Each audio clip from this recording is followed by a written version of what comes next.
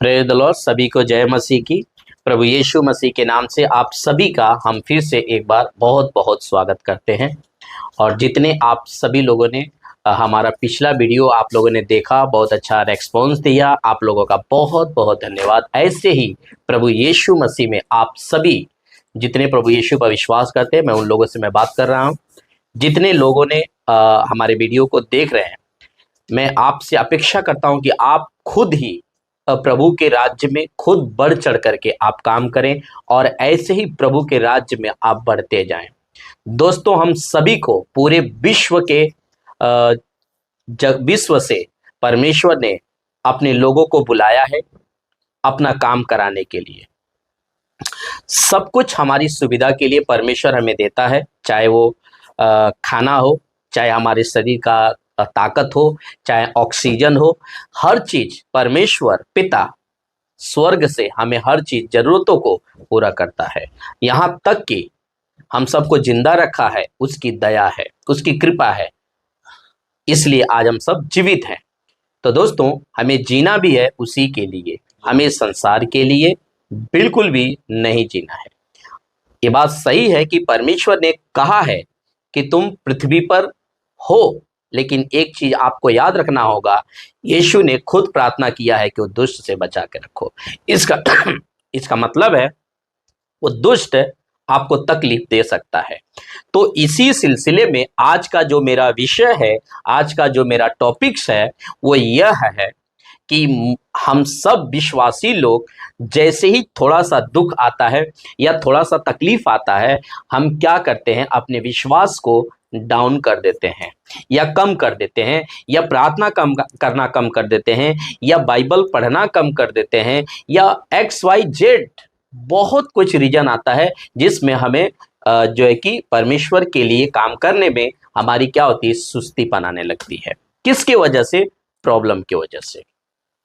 एक बड़ा ही खूबसूरत, एक बहुत ही अच्छी बातें मैं आपको एक चीज सिखाने वाला हूं, और आपका मैं आशा करता हूं कि अगर आप निराश होंगे, अगर आप विश्वास में आपको अपने प्रॉब्लम को आपने देख करके आप निराश हो गए होंगे, मैं आशा करता हूं, मैं विश्वास करता हूं कि प्रभु यीशु का वचन आपको उत्साहित करेगा, प्रभु यीशु की बातें आपको उत्साहित करेगा। दोस्तों, मैं किसी से नहीं, मैं डायरेक्ट आपको यीशु से मैं सिखाने की कोशिश करूंगा कि यीशु से हमें जो बातें हमें सीखना है, यीशु से जो बातें हमको लेकर चलना है, वो हमारे जीवन के लिए बहुत ही महत्वपूर्ण बातें हैं। हम ऐसी युग में जी रहे हैं जहां पे चारों तरफ महंगाइयां हैं, चारों तरफ प्रॉब्लम ही प्रॉब्लम है, कुछ भी हमारे लाइफ में ठीक नहीं है। दोस्तों, मैं जानता हूं कि हमारा जो शरीर है ना, परमेश्वर ने इसी मिट्टी से बनाया है, हमारा जो माइंड है इसी मिट्टी से बनाया है,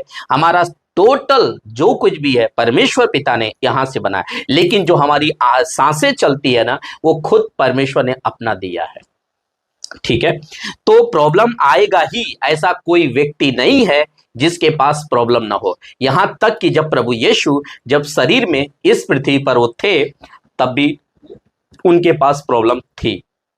तो प्रॉब्लम आपको नहीं छोड़ के जाएगी, प्रॉब्लम आपके पास रहेगी, लेकिन हमें बड़ा खूबसूरत बातें हमको प्रभु ने सिखाया है कि हम प्रॉब्लम से कैसे विजयी प्राप्त कर सकते हैं, अपने समस्या से हम कैसे विजयी प्राप्त कर सकते हैं, दुष्ट आत्मा से कैसे विजयी प्राप्त कर सकते हैं, बीमारियों से कैसे विजयी प्राप्त कर सकते हैं। सारा चीजों का समाधान आपको इस वीडियो में मैं आपको छोटा सा वीडियो बनाऊंगा, और इसी वीडियो में मैं आपको जो है कि आंसर देने की कोशिश करूंगा, जवाब देने की कोशिश करूंगा कि आपको इन सारे चीजों का जवाब मिल जाए। दोस्तों, तो आइए हम चलते हैं वचनों में और आपको हम पढ़ करके कुछ सुनाते हैं। तो सबसे पहले हम पढ़ेंगे लूका का किताब और उसका 22वां अध्याय, और वचन मैं 40 से लेकर के आपके बीच में मैं 46 यानी 46 तक मैं पढ़ूंगा, और उनमें से ही कुछ बातें मैं आपको बताऊंगा। तो सबसे पहले हम आपको 40 को मैं पढ़ता हूं। लिखा है, उस जगह पहुंचकर उसने उनसे कहा। कौन? यीशु उस जगह यानी गतसमनी के बगीचे में यीशु पहुंच करके और अपने पतरस से, यूहन्ना से, याकूब से, आप सभी जानते हैं कि यीशु सबको लेकर साथ नहीं चलते थे।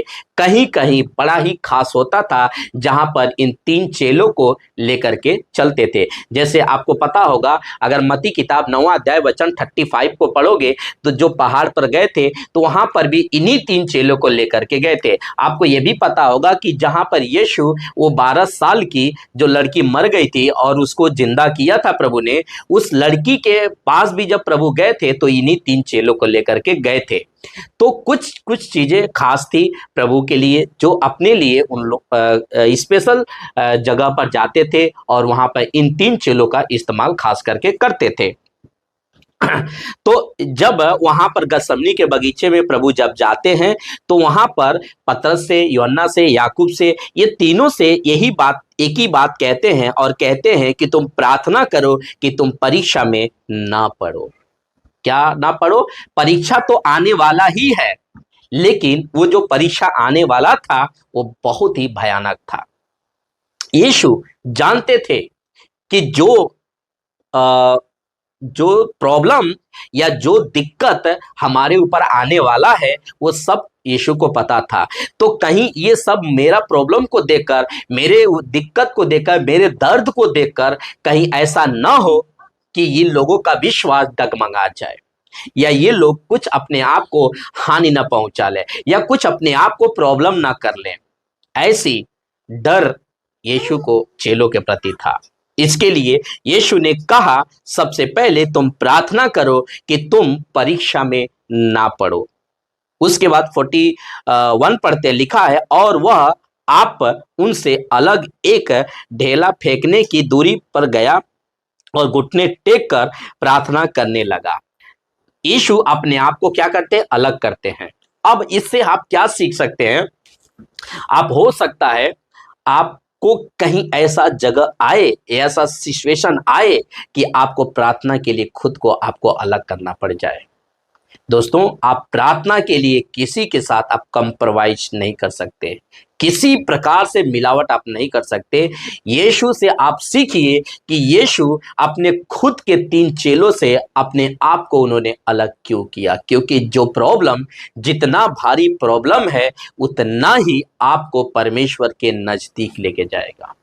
तो मैं आपसे एक ही चीज कहूंगा, अगर आपके जीवन में बहुत ज्यादा प्रॉब्लम है, बहुत ज्यादा समस्या है, आप किसी पास्टर के पास आप जाकर प्रार्थना मत करवाइए, किसी से आप प्रार्थना करने के लिए मत कहिए, आप खुद प्रार्थना करना कोशिश करिए। यीशु अपने आप से 3 चेलों से खुद अलग किए। ऐसा उन्होंने नहीं कहा कि तुम मेरे लिए तुम प्रार्थना करो, क्योंकि हमारे ऊपर बहुत, पूरे संसार का जो पाप है उसका दंड मेरे ऊपर आने वाला है। ऐसा यीशु ने नहीं कहा। मेरे भाई, मेरे बहन, मेरे भाई, आप जितने लोग मेरे वीडियो को देख रहे हैं, आपको मैं खरा प्रचार मैं करता हूं, मैं मिलावटी प्रचार नहीं करता हूं और किसी धर्म का मैं प्रचारक नहीं हूं। मैं स्वर्ग के राज्य का प्रचारक हूं। मैं यीशु की बातें लोगों को सिखाता हूं, यीशु की बातें लोगों को माइंड में डालता हूं और मैं यीशु के साथ में कनेक्टेड कराता हूं। मैं किसी मनुष्य के से जोड़ने के लिए आपको नहीं कह रहा हूं, मैं डायरेक्ट आपको परमेश्वर यीशु से आपको जोड़ने के लिए बात कर रहा हूं। क्यों? आपको पता है, अगर आप अपना विश्वास लेकर के आप किसी पास्टर को बोलोगे कि पास्टर मेरे घर में ये प्रॉब्लम है, आप मेरे लिए प्रार्थना कर दो, आपका कुछ नहीं होगा। जानते हैं क्यों? आपको पता है कि माफ कीजिएगा, यूहन्ना किताब 1 अध्याय वचन 12 में क्या लिखा है कि जितनों ने उसके ऊपर विश्वास किया, किसके ऊपर? प्रभु यीशु के ऊपर, उसका बेटा और बेटी बन गया। ऐसा क्लियर लिखा हुआ है। तो जब आप उसका बेटा बन गए, बेटी बन गए, वो आपका पप्पा बन गया, तो पप्पा और बेटा बेटी के बीच में अंकल को आप क्यों घुसाते हो? मेरा सवाल ये है, आप अंकल को क्यों घुसाते हो? आपका प्रॉब्लम है, आप खुद प्रार्थना करो। आप बीमार पड़ते हो ना, आपको बुखार आता है ना, आपको कुछ तकलीफें आती है ना, तो आप क्या करते हो? डॉक्टर के पास आप खुद अकेला जाते हो इलाज कराने के लिए, या किसी और को भी बोलते हो कि मेरे साथ साथ में इनका भी इलाज करो? ऐसा कहते हो? नहीं कहते हो ना। तो आपको ये भी बात समझना है कि जब प्रॉब्लम आपके घर पे आया है, प्रॉब्लम आपके जीवन में आया है, तो आपको खुद यीशु के साथ प्रार्थना करना है, खुद यीशु के पास बैठना है, अपने जीवन को चेक करना है कि मैं प्रभु के हिसाब से अपना जीवन को बिता रहा हूं क्या?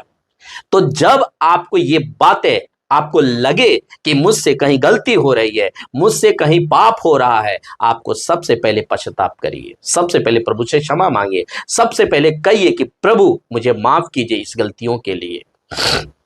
उसके बाद आप खुद प्रार्थना करिए। और वचन ये भी कहता है, या अगर मत्ती किताब 6:33 पढ़ेंगे तो वचन ये भी कहता है कि उसके पहले राज्य और उसकी पहले धार्मिकता की खोज करो तो बाकी सारी चीजें आपको मिल जाएगी। तो आपको परमेश्वर पहले से ही देने के लिए आपको प्रॉमिस किया है। आपको इसके लिए स्ट्रगल नहीं करना है, आपको जो है कि प्रॉब्लम नहीं, दिक्कत नहीं उठाना है, क्या खाऊंगा क्या पीऊंगा इसके लिए चिंता नहीं करना है। तो आपको यीशु से सीखना होगा कि आपको खुद को पहले अलग करना होगा। आपको प्रार्थना करने के लिए कोई चीज रुका रहा है, आप उससे अलग हो जाइए, आप खुद प्रार्थना करिए। किसी पास्टर को मत बोलिए, किसी विश्वासी को मत बोलिए कि तुम मेरे लिए प्रार्थना कर दो। ये सब गलत बात है, ये बाइबल में बिल्कुल नहीं है। किसी ने भी अपने प्रॉब्लम को, जितने लोगों ने यीशु का सेवा किया, जितने लोगों ने यीशु के ऊपर विश्वास किया, उन लोगों ने कभी नहीं कहा कि मुझे बुखार हुआ है, मेरा सर दर्द है, मेरा बदन दर्द है, मेरे लिए तुम प्रार्थना कर दो, कदापि नहीं कहा। उन लोगों ने खुद प्रार्थना किया। अगर किसी ने प्रार्थना किया है, पौलुस ने कहा है कि प्रार्थना करो, तो इसके लिए प्रार्थना करने के लिए बोला कि परमेश्वर का सुसमाचार प्रचार करने का रास्ता खुल जाए, इसके लिए उन्होंने बोला है। तो वचन 41:41 कहता है, वह अपने आप को उनसे अलग किया। किससे? पतरस से, यूहन्ना से, याकूब से उसने अलग किया। और लिखा है कुछ दूरी पर जाकर घुटने टेक कर उसने खुद प्रार्थना किया। और प्रार्थना में क्या कहा, आइए हम वो भी देखते हैं। देखिए, हमें कभी भी प्रार्थना करना है, पिता का इच्छा पूरी पूछना है, पिता की इच्छा पूछना है। कुछ टाइम के लिए होता है, कुछ चीजें होता है, वो पिता को पता होता है, अपने को नहीं पता होता है। उसके बाद मैं कुछ चीज आपको समझाऊंगा। लिखा है 42 में, हे पिता, यीशु कहते हैं, हे पिता, यदि तू चाहे तो इस कटोरा को मेरे पास से हटा ले, तो भी मेरी नहीं परंतु तेरी ही इच्छा पूरी हो। अब आपको समझना, जब वो कहते हैं हे पिता ये कटोरा, आपको यही प्रार्थना करना है, हे पिता ये कटोरा। वो कटोरा क्या था? पूरे संसार का पाप यीशु को पता था कि मेरे ऊपर आने वाला है, पूरे जगत का पाप। एक एक व्यक्ति जो इस पृथ्वी पर रहता है ना, चाहे वो रोडपति हो, चाहे वो करोड़पति हो, सारे मानव जाति का पाप यीशु ने उस दिन गतसमनी के बगीचे में जान लिया था कि मेरे ऊपर आने वाला है। और उसने यही प्रार्थना किया कि हे पिता, यदि तेरी इच्छा है तो मैं ले लूंगा, कोई बात नहीं। लेकिन उन्होंने ये नहीं कहा कि हे पिता मुझे ये नहीं लेना है, मेरे से नहीं सहन होगा, तू तो जानता ही है कि मैं नहीं सह पाऊंगा। ऐसा उन्होंने नहीं प्रार्थना किया। आपको भी ऐसे ही प्रार्थना करना है। आपको भी जब कभी प्रार्थना करना है तो आपको ऐसे ही प्रार्थना करना है। आपको मैं इसी के संबंध में मैं एक और वचन आपको मैं पढ़वाना चाहता हूं, और वो वचन ये है, पहला यूहन्ना उसका शायद 5वां अध्याय और वचन 14 और 15 दोनों साथ में पढ़ेंगे। 5वां अध्याय वचन 14 और 15। देखिए 14 में क्या लिखा है, पहले मैं आपके सामने पढ़ देता हूं। 14 में लिखा है कि और हमें उसके सामने जो हिया होता है वह यह है कि यदि हम उसकी इच्छा के अनुसार कुछ मांगते हैं तो वो हमारी सुनता है। तो वो हमारा प्रार्थना कब सुनेगा? जब आप उसकी इच्छा के अनुसार प्रार्थना करेंगे, तब आप किसी के लिए प्रार्थना करेंगे प्रभु इनका नुकसान हो जाए, प्रभु इनका सत्यानाश हो जाए, प्रभु ये हमको बहुत सता रहे, इनका नुकसान हो जाए, ऐसा प्रार्थना करेंगे ना, तो परमेश्वर आपका प्रार्थना बिल्कुल भी नहीं सुनेगा। आपको ये वाला प्रार्थना गलत है, ये वाला प्रार्थना आपको नहीं करना है। अगर आप ऐसा प्रार्थना करते होंगे, आपका पड़ोसी आपको सताता होगा, आपका बॉस आपको सताता होगा, आप कहीं नौकरी करते हैं, आपका बढ़ोतरी जिस भाड़े में रहते हैं उसको कोई आपको सताता होगा, और आप अगर ऐसा प्रार्थना करते होंगे, तो ये प्रार्थना करना बंद करिए, क्योंकि ये प्रार्थना ही गलत है। पहली बात, ये प्रार्थना सुन करके भी आपका कुछ फायदा नहीं होगा।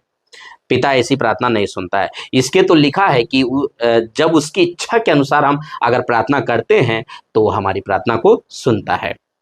ठीक है, वचन 15 में लिखा है, जब हम जानते हैं कि जो कुछ हम मांगते हैं वो हमारी सुनता है, तो यह भी जानते हैं कि जो कुछ हमने उससे मांगा है वह पाया है। बस आपको यही करना है कि जब आप प्रार्थना करके आप कुछ मांगते हैं ना, तो आपका एक ही काम होता है, आपको विश्वास कर लेना कि पिता आपने मेरी प्रार्थना सुना है। ठीक है, आपको ये बात को याद रखिएगा। वचन 43 में पढ़ने जा रहा हूं, लिखा है, तब स्वर्ग से एक दूत उसके दिखाई दिया, किसको? यीशु को, और जो उसे सामर्थ्य देता था। वचन 44, वह अत्यंत संकट में व्याकुल होकर, कौन? यीशु अत्यंत संकट में अब कोई बोलेगा कि वो अगर परमेश्वर है, अगर प्रभु है, तो व्याकुल क्यों हुआ? मैं आपको इस कॉन्सेप्ट को मैं क्लियर करता हूं, आप सुनिए। राजाओं के राजा और प्रभुओं के प्रभु को किसी के पास इतनी औकात नहीं है, इतनी ताकत नहीं है कि उसको मार दे। ठीक है, आपको ये बात समझना होगा। किसी के पास इतनी औकात नहीं है कि यीशु अगर प्रभु था तो उसको कोई क्रूज पर मार दे। तो वो व्याकुल इसलिए हुआ क्योंकि अगर वो 100%, अगर वह गॉड था, अगर वो परमेश्वर था, तो 100% वो इंसान भी था। ये बात को आपको ध्यान में, अगर आपके पास हड्डी मांस है तो उसके पास भी हड्डी और मांस था। अगर आपको सुई चुभाया जाता है, दर्द होता है, तो उसको भी चुभाया गया तो दर्द हुआ। लेकिन वो सारा दर्द, सारा तकलीफें उसने सहा केवल इस पृथ्वी पर मनुष्यों के लिए, केवल मनुष्यों के लिए। तो आपको ये कॉन्सेप्ट हमने क्लियर किया कि वो मनुष्य था 100%, इसीलिए उसका मन व्याकुल हुआ इस पृथ्वी पर, याद रखिएगा। और वो मनुष्य बन करके आया था क्योंकि उसको बचाना था मनुष्य को, इसीलिए वो मनुष्य बन करके आया था।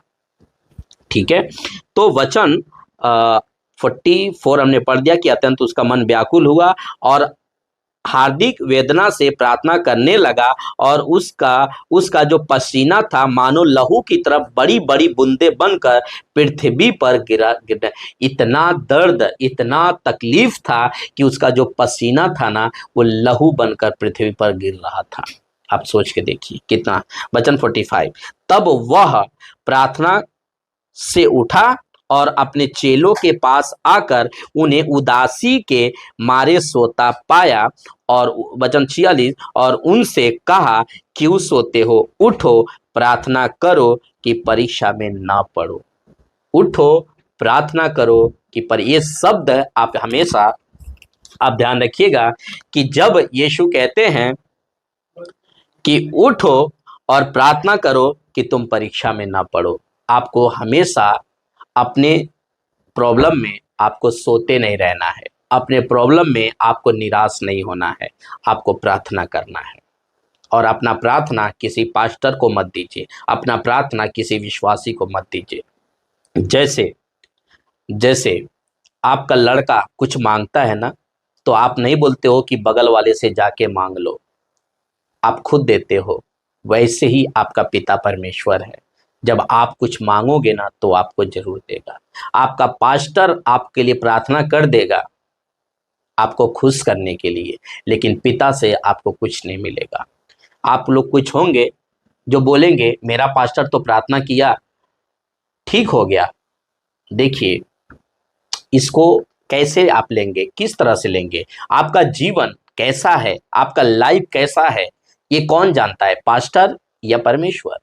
अगर परमेश्वर जानता है तो परमेश्वर को पता है कि इसका लाइफ ठीक नहीं है, और पास्टर अगर प्रार्थना कर देगा और पिता परमेश्वर आपको चंगाई कर देगा या आपके जीवन में जो प्रॉब्लम को ठीक कर देगा, तो क्या आप अपने लाइफ को चेक कर पाओगे? नहीं। तो परमेश्वर ऐसा काम करके आपको नरक क्यों भेजेगा? तो परमेश्वर ऐसा काम नहीं करता है, परमेश्वर का काम परफेक्ट होता है। ये सब गड़बड़ी आता है कहाँ से?